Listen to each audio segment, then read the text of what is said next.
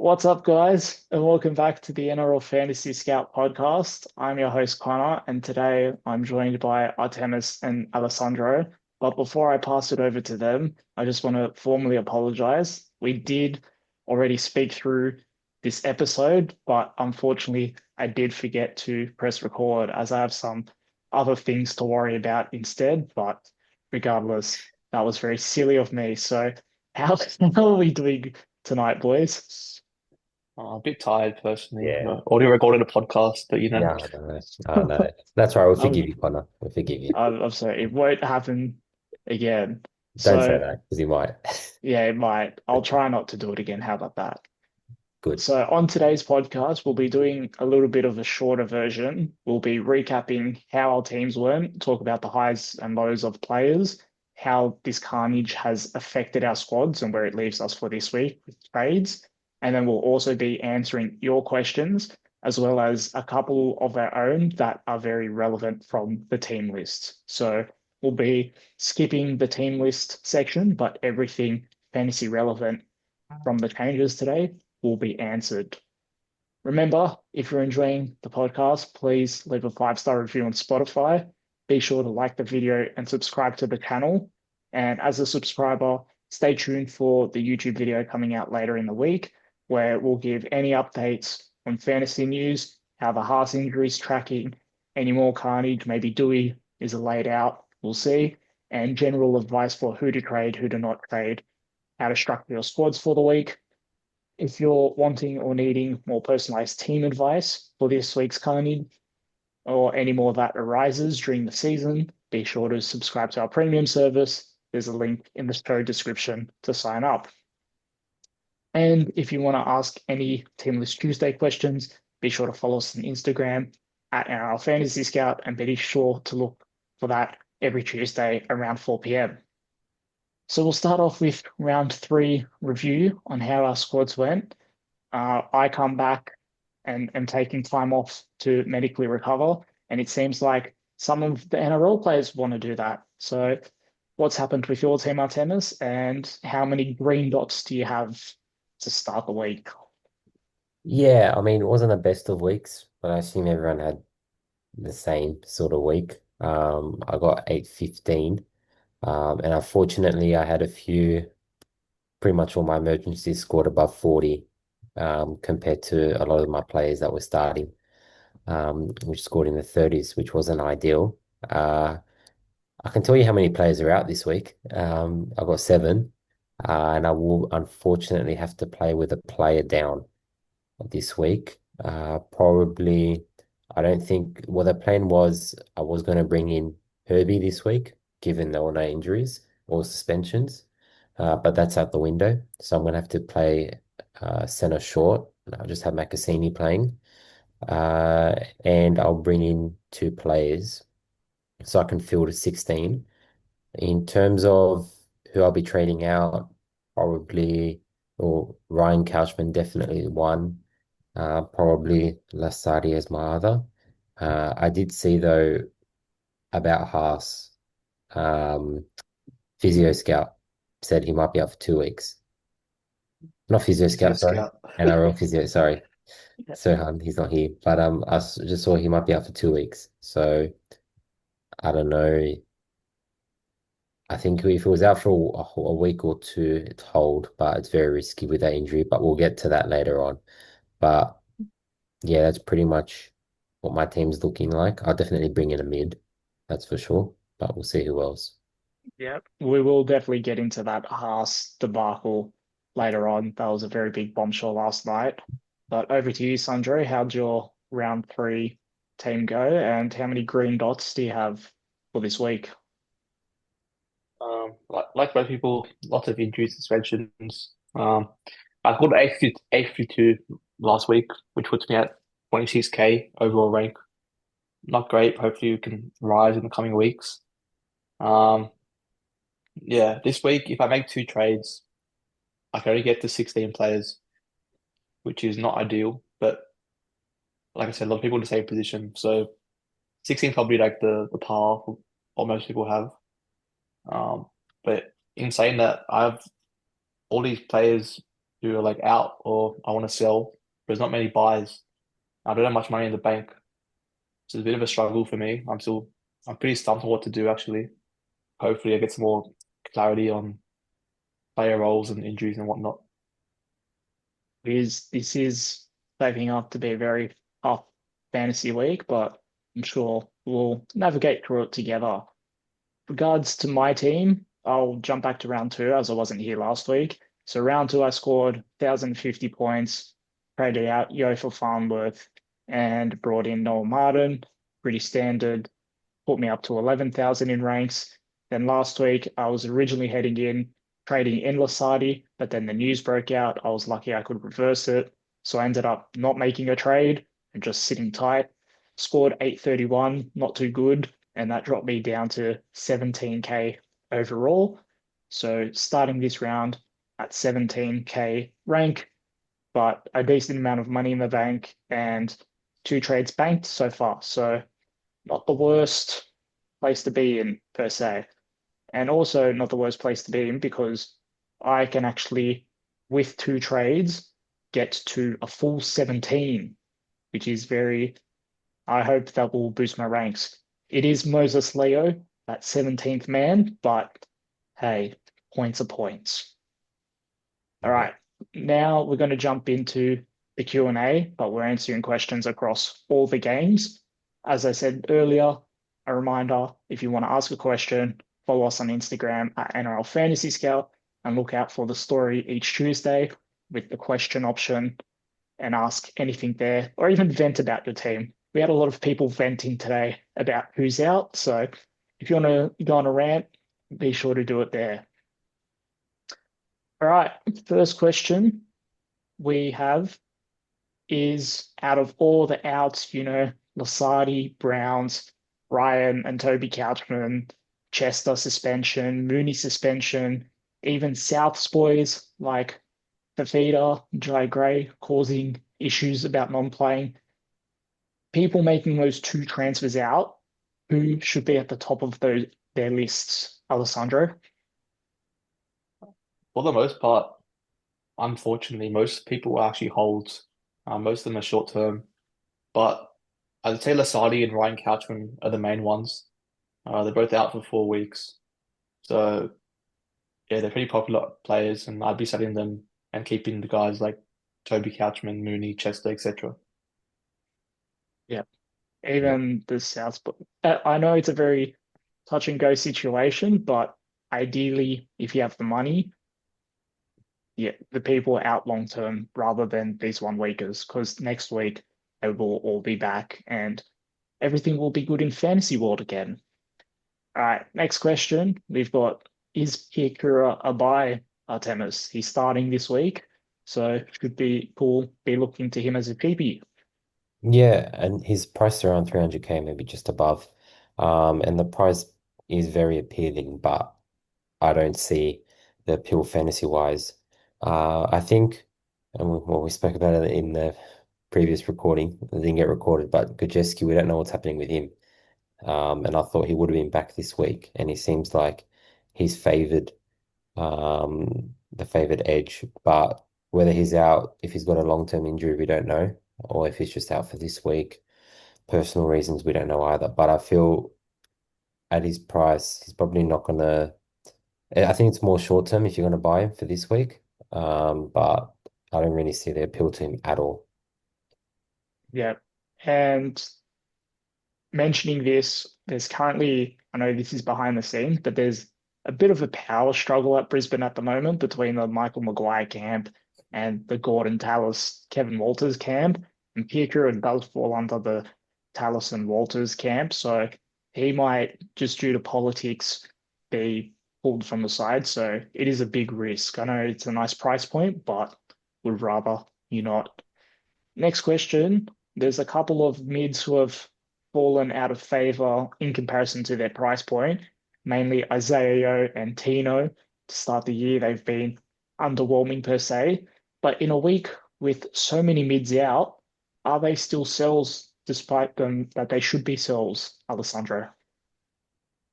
Um, I'd say Tino definitely. He's just shedding too much cash. And whilst we think Yo is a sell long term, you probably can hold him this week. As we saw last week, he did score very well, even when playing 70 minutes. Conger is back, so his minutes might be well closer to 60, 65. But it's not the end of the world, and you can hold him for this week, given all the other outs. That just adding on to that question, because you said Tino's a definite sell. If Tino is that final mid to make up a full 17, would you still be looking to sell him, or would you rather have a red dot in that mid spot? Is that cash drain and low points worth it? Honestly, I think I'd rather have a red dot. Like his break even is 65 and he's averaging 33. Really, He's going to drop a lot of cash again.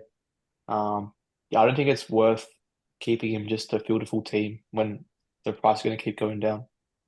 yeah. That's I fair. mean, we're still very early too, so I guess you can afford to, like, majority of people are going to play with one player less, so there's no point in just completely breaking up your team, just to, you know, get some points for this round only.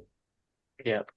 And just for our listeners, if you're feeling bad about your teams, Sirhan last week brought in Karaz and Hopwood. They were his trade-ins, whilst also not trading out Tino. So he has all three of those players, as well Oh, as all the other carnage that's happened. So there's people that are doing worse out there. Let's just say that. So if that makes you feel better, I'm glad. But Sirhan, if you're listening, I'm sorry. explains why he couldn't join the podcast today. He didn't Yeah, want to talk about it those didn't feel trades. like a very rough week. All Yeah. right. Next question. Is Hannah Boyd a hold with the lovely news that Metcalf has returned earlier from his ACL injury, but he slots into the sixth role instead of his usual halfback spot? Do we think Boyd keeps this dominance up? Will it split straight away with Metcalf? Will Metcalf be eased in? Talk us through it, Artemis. I think, I mean, Boyd's had a very good start to the season. So I expect him to be putting up a very similar performance. But in saying that, Metcalf is probably going to take a lot more control compared to Hansen, in terms of general play kicking, and even just getting his hands on the ball a lot more. He will be eased into the game. I mean, he's been out for It was out for back into halfway through last year. So he's been out for a while. Did he get much? He hasn't played in Cup, has he? No, No, so he's getting played straight back in. So probably take it easy, but it does definitely affect Boyd. I think if you have him, he's a hold, but I wouldn't be looking to buy him. I know he's got a very low break even this week, but I feel there's decent half options at the moment, and I feel the mid options is somewhere where you need to really invest in. So, yeah, that's my thoughts on Boyd. I don't know if you guys have something different. nah, that's the take I'd have as well. Definitely hold, wouldn't be looking to buy. The other thing we've had some questions on is who's going to do the goal kicking. Yeah, Unfortunately, we don't know because Boyd came in when Metcalf was out. So yeah, we'll see this week who goal kicks. If I had to predict, it'd probably be Boyd. Boyd to Yeah, start, but I think Metcalf is the better kicker. So when he gets more fitness, it will shift back to Metcalf per se. But keeping it in the Warriors pack, Jackson Ford, he's been leading the Daily M's, been doing amazing in fantasy, playing 80 minutes. Is he the solution to all of our mid issues, Sandro? I'm going to go out and say that Jackson Ford is a trap. He's been playing massive minutes, but there's lots of mitigating factors why that's been the case. Last week, for example, Hadassah played center, so wasn't in the forward rotation. Morgan Gannon failed a HIA after 5 minutes. Mitch Barnett was first game back, so he didn't play as many minutes. Um, there's lots of reasons why Ford's been playing such big minutes, but we don't see that continuing. Um, Honestly, at full strength, I don't think he even starts. Like I assume Barnett and Fisher Harris will be the starting props. With Aaron Clark at lock. So Ford will be on the bench at some point. Um, yeah, similar to Boyd sort of thing. Like he's a hold if you have him, but I wouldn't be buying him. Yep. Now, moving over to the Knights, we've got Fletcher Sharp back in the squad. Is Fletcher Sharp now a buy based on his attacking or what we predict how he'll go in attack, especially with Ponga and Brown out? He'll be the focal point. Or even is Sandon Smith a buy? Artemis? I think there's still a little bit of question mark as to whether Sharp is actually going to play this week. I know in the last week there was a lot of questions that he'll probably be out this week, but he's been named. But um, I think even if he does play this week, he's still definitely a hold. See how he goes, how he pulls up, if he re-aggravates it, because we know he re-aggravated it in training. So it's not a good sign. With Sandon Smith, I know Tyson Gamble was doing a lot of the kicking, and he didn't score as well, even with goal kicking duties. But I don't think they didn't score many points tonight, did they? Was there only one try, one or two? No. Yeah. Two. So yeah, but I feel with Sharp, Smith will probably be doing a lot more kicking compared to Gamble in the halves. But I still feel out of those two, definitely wait with Sharp. Last week Smith seemed like a nice option, but he's not anymore. Yeah. It was a pretty rough go for Smith. I have him in draft, so I was watching his score and cracking it was not a fun time. Moving over to the Storm game, they have a nice, easy fixture again in the form of the Cowboys. And we've seen the past 2 weeks, Craig Bellamy doesn't use his full bench until the last 5 minutes per se. And that's seen Utoiku Manu pick up minutes from 50 to 60 in the past 2 weeks. Do we expect those 60 minutes to continue, Sandro, or does this new bench, well, the usual looking Storm bench, does that pose risk to his start of the year? I've thought he's been playing more minutes than usual, like the whole season so far, pretty much. I keep thinking he'll play like 50, but he's getting closer to 60. But my opinion's still the same. I still think he'll go get lower minutes. Trent Loiero is back now, and he came off the bench last week, Loiero, and played lower minutes, but now he's starting. So I'm assuming he gets more minutes and that eats into Stefano's. So yeah, probably still having 50 minutes going forward. Yeah, and that at his 630K price point at the moment. It's not ideal to buy. If you do think he'll keep getting those 60 and Bellamy will just keep running three-man benches, fair enough, but we highly do not recommend. Now, moving on, we've got another way to solve the mid issues this week. Excuse my pronunciation, but Simi Lafai from Manly, he looks to debut off the bench. Very talented forward. At 230K, is he worth filling the gap this week, Artemis? I don't think so.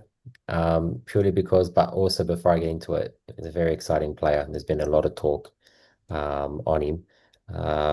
Side note, but I think our mate Jono actually taught him Sanjay. But in Really? high school, I think so. I think so.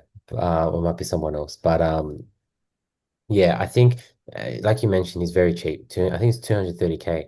But I think he's only going to get 20, 25 minutes. And unfortunately, even if he does consistently start and he's named on the bench and comes off and gets 20, 25 minutes, there's no value there really at all. And you don't really want to be bringing in someone in. I know it's very cheap, but long term, you want to be bringing players in that have value. And unfortunately, there's a lot of 230K players that only get 20, 25 minutes. And yeah, they do go up a bit, but it's not as much as what you want. So I feel if you do bring him in, you're kind of wasting a trade. But if you really have no other options, and you want to have some cash spare in the bank as well, you could bring him in. Yeah, it's not worth um, essentially using putty over Gyprock hole for a week, you know. It will become an issue very soon after, and then you're just left with a dead anchor in your team. So not worth it. Moving on, we've got Phoenix Crosland. He's become the 80-minute player to start the year. Is he worth it to solve the Marnie woes at hooker, Sandro? I don't think so. He's been getting bigger minutes as a result of the Knights' halves issues. Um, so when they're full strength, Sandon Smith will likely be the bench hooker and take some minutes off Crosland. So yeah, not for me. And even if he plays 80 minutes, we have seen he hasn't always scored that well. So yeah, hooker, there's just like Blake Brayley, Harry Grant. They're the main two guys to look at. There's not much in between. Yeah, you can say Harry Grant again. He's been a great option to start the year. That's rub any salt in the wounds. Moving on, we've got Connor Watson started the year off very poorly when sharing with Iowelu that hooking role. But last week we saw Robson return, and Watson could return to his usual lock middle role, and he scored very well. He's bled quite a bit. Is that where we look to solve our issues, Artemis? I think you mentioned he's bled. I think he's still going to bleed a little bit more. I still think he's a wait and see.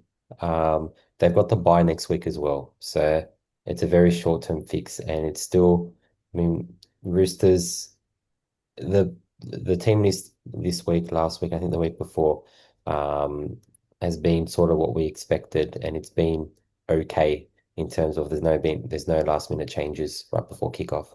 So hopefully that still stays the same going forward. But I feel we need more clarity. It's only been one game since Robson's been back, so we'll see if Watson gets consistent 55 minutes. But we can wait. I think he's going to drop again in price. And once he gets consistent minutes and if he starts going up, then he'll be a nice option. But for the moment, unfortunately not. I know he's got the dual, and he's got mid option as well, which is very handy, but I just don't think it's the right option this week. Yeah, he also has the bye next week, which wouldn't be ideal. So you can definitely wait till after that to see if he's worth it. Now we've got big talk to start the year. The Dolphins' edges, they've come out of nowhere, 80 minutes each week, 50, even 60-point averages. Are either Fine or Lemuelu buys? And if so, which ones, or maybe both? But slowly, we're seeing Dolphins forward pack is returning to full strength. So if you had to pick one, who is the most likely to get 80 minutes, Sandro? Um, I'd say Finifuaki is more likely to play at 80. We saw last year, Lemuelu was a sort of impact guy off the bench, and he got rotated quite a bit. Whereas Finifuaki always played 80 minutes generally. So yeah, they've both been playing the full game so far. That is due to the Dolphins' middle injuries, which has seen Oren clearly play purely in the middle. But we do expect as the likes of Donahue and Marshall King come back, for Keely to play some edge minutes, and we predict that they'll be taking minutes off Lemuelu. So yeah, there's risk for both, but prefer Finifuaki if you want to jump on one. Yeah, yeah, I agree. They have started the year off well, but we saw last year how the Dolphins lined up full strength, and they are very close to that. So wouldn't expect too much to be different. Now, another great start we've had from Alex Twal. He's another mid priced just around 600K, 602, I believe. Is he the answer to our solutions? He's been playing 60 minutes in both round two and round three when they've played. So can he be that fix this week? But also a nice odd buy because he's only owned by 1% of people. Thoughts, Artemis? I think, yeah, we certainly didn't expect him to be getting 60 minutes. We sort of expected the 45, 50 minutes, which is what we saw last year. We all had him in our teams to start the year last year, and he was getting decent minutes. But then week by week, those minutes slowly started to decrease. And I think this week will probably get around the same, but I think as Latu Fainu, Finau, no Fainu, as Latu Fainu comes back as well, there's been talk that he might be going to lock, but with Luai out, because Fainu's in the reserves, is a potential maybe Fainu replaces Madden at 6, or do you think still he'll take minutes off Twal at lock? I think the bench is more likely. I think Manu will probably keep a spot for now. Okay. Yeah. Yeah. And if that's the case, then 12 minutes should decrease. But I think it's more of a short-term buy rather than a long-term. And I feel is he is he 600K? 12? 603 or 2. Yep. Yeah. I think it's a little bit too expensive for someone who'll be short-term. Yeah. It is definitely he's very good PPM, but usually the M part isn't there for that much. So Mm. ideally look somewhere else. Now, maybe there's some good forward options here with this week. Due to the unfortunate injury of Hopgood, who's now out for the year, there's been a big reshuffle in the power forward pack. We thought that the Bellum was just going to slot in to lock and then, or even prop Hopgood's role, but he's just been dropped and fallen out of favor with Riles, it seems. So, how are the power forwards looking now? And are any of them good options, Alessandro? Yeah. Jack Williams is the main one. I really like him as an option. I think he'll be the beneficiary of Hopgood's minutes. Actually looking at like a 65, 70 minute role in the middle. Maybe play some edge minutes still, taking minutes off to Alungi, but mainly in the middle. So I really like him. He has a DPP as well, which is really useful. And also, other than that, probably Tuavati is the other one. Um, he's mainly an impact player, but we could see his minutes elevate. But bit of a risky option, even though he's much cheaper. Preferred probably wait and see what happens there if he does in fact get bigger minutes. But yeah, Williams is the main one I've been looking at. Let's say I'm very pushed. I've got all my three mids out. I need to make some transfers. And Tuivasa works financially. How many minutes should I be looking at from him to play for him to be worth it in my team based on his current price point? I'd say you probably need 35 minutes plus to make him worthwhile. Yeah. Yep. Yeah. Does he get that? Well, Based on my it's a initial wait and thoughts, see. no. I, Yeah, I yeah, I don't think so I don't think based so. initially, but yeah. We've seen anything can happen. That's what we learned from this week. So we'll wait and see. Now, moving on, this was a very shock omission from the team list. Well, I was when I saw it. The Sharks lineup, it was pretty standard. And then we saw Billy Burns and Teague Wilton listed. And Nicola, he's just moved out of the side from nowhere. So what's happening there? If you're a Nicola owner, what do you do with him, Artemis? Well, I'm a owner in trade, not trade. What am I on about? Oh, it's time to sleep. In draft, but I think his news has it that he's got a broken nose, but he should be back next week, I believe. So I feel he's definite hold. I know it's a bit annoying that he's out, but Billy Burns, well, next week Nico slot straight back in, and then it'll be Teague Wilton as well who'll be starting. And I think they both should get 80 minutes. Teague Wilton, he's another one who probably will become a nice option as the season progresses. I think he scored it in the low or mid-teens, and he'll lead quite a lot as a result of that, which is good for us. So he's one to keep an eye out in the weeks coming, but it'll also be interesting to see if Fitzgibbon does choose to rotate the two edges with Billy Burns, and if Billy Burns does get a spot on the bench, which is what we expect and assume to happen. But yeah, here's a hold for the moment, and then yeah, should be sweet for next week. Yeah. Teague Wilton, he did get 16. Again, I have Teague Wilton in draft, so saw Okay. that. And yeah, hopefully he bleeds in classic enough so we can buy him, 100K keeper. Nice cash cow for our sides. Bob's your uncle. Moving on, we've got talks of some good cash cows to start the year in Bessie Colhoun and Ethan Sanders.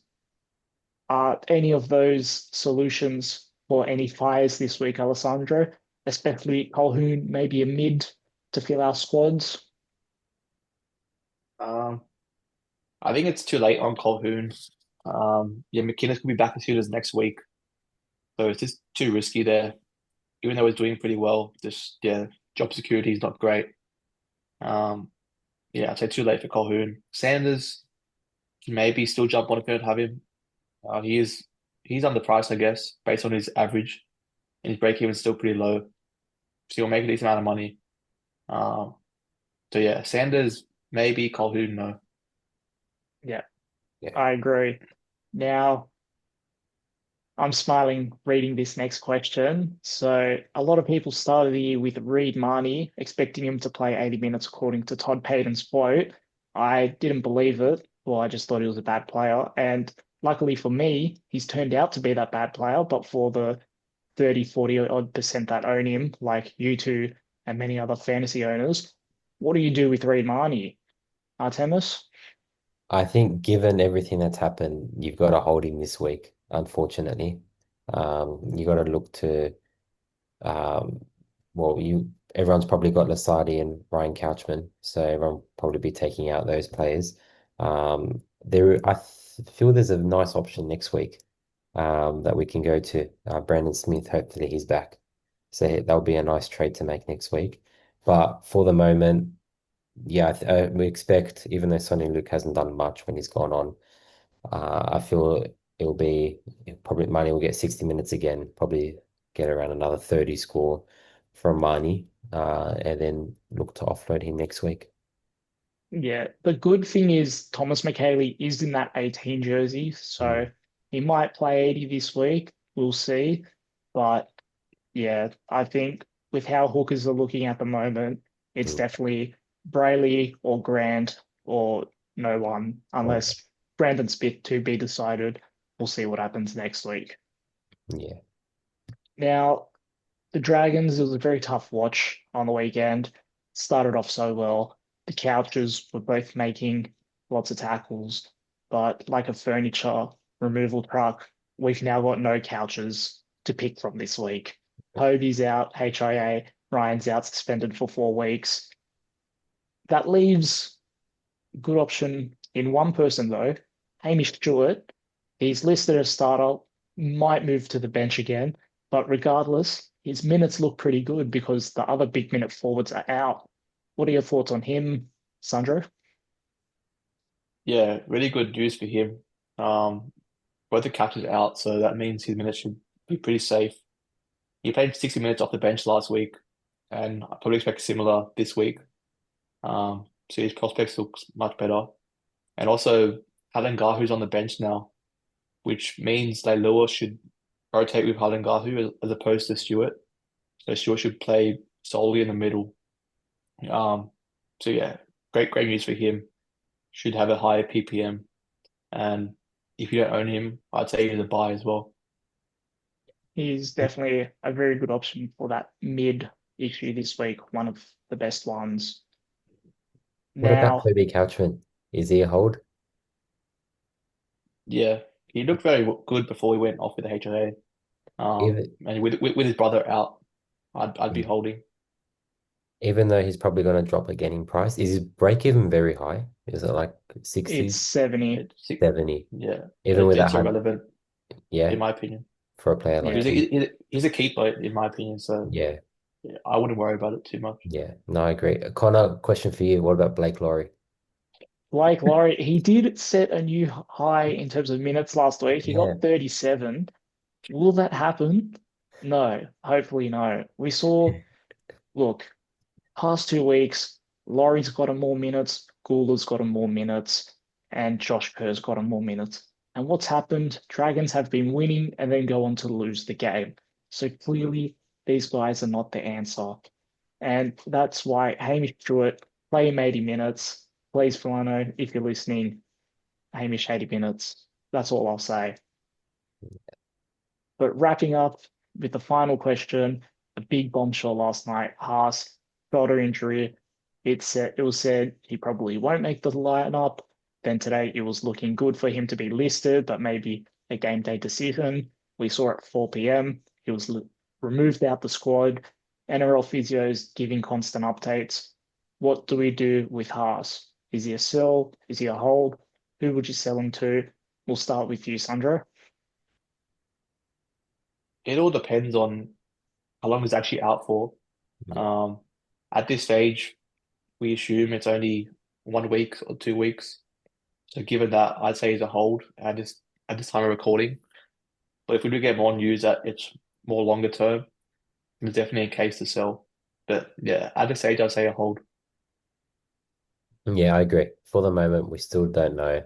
It's all assumptions at the moment, and all whispers. So I think until we get confirmation, whether we do get that confirmation or not, I don't know, to be honest. But hopefully we do get some clarity on that. That way we can make our decisions. In terms of who there is to bring in, I mean, there really isn't anyone else. He's like your premium mid. But question is, if he's out for a week and he's back next week, how does that injury affect his game? Does he score 50s? Because I think he had the same issue in 2022. And then when he was out for a period of time and came back, then he played really well. So there's a lot of factors to consider, but I think still everything's up in the air, unfortunately. And for the moment, he's a hold, but we'll see over the next few days. Yeah, especially because right now we've got to assume it's only a 1 week thing because Mm. NRL Physio did say you can take painkillers. It looks like an AC joint aggravation type of injury.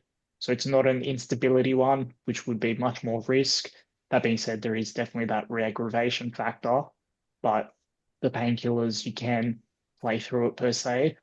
And Brisbane, after the Dolphins this week, they come up against Titans next week, then the West Tigers without Luai, and then the Cowboys. So if Haas is available for all those games against pretty poor defensive sides, you'd love to own him rather than not having him. So until he's cleared from those games, like if he's ruled out, then he becomes a sell. But for now, at the time of recording, sit tight and hold.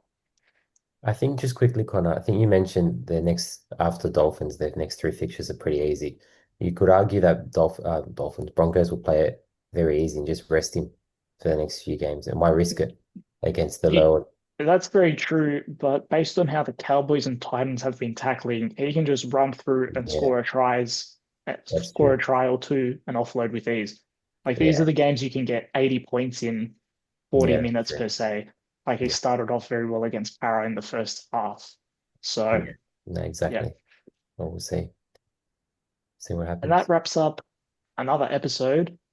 Thank you all for listening, especially Artemis and Sandra, as you've listened twice. So appreciate for sticking with me and apologies about the recording mistake again. But if you enjoyed today's episode, be sure to leave a 5-star review if you're listening on Spotify. If you're on YouTube, be sure to like the video, subscribe to the channel. Stay tuned for our weekly guide video coming out later. It'll have updates on the Carnage news, who to buy in each position, who to start, general advice for what to do with your teams, how many players you have available, who to hold, who to trade, all that good stuff. So make sure you're subscribed to not miss it. If you want personal team advice because your squad is in that much disarray, be sure to sign up to our premium. The link is in the bio, and you'll have that service across the season. So if you're interested, sign up to that. Be sure to follow our socials at NRL Fantasy Scout on Instagram. And thank you all for today's episode. We'll see you all next week.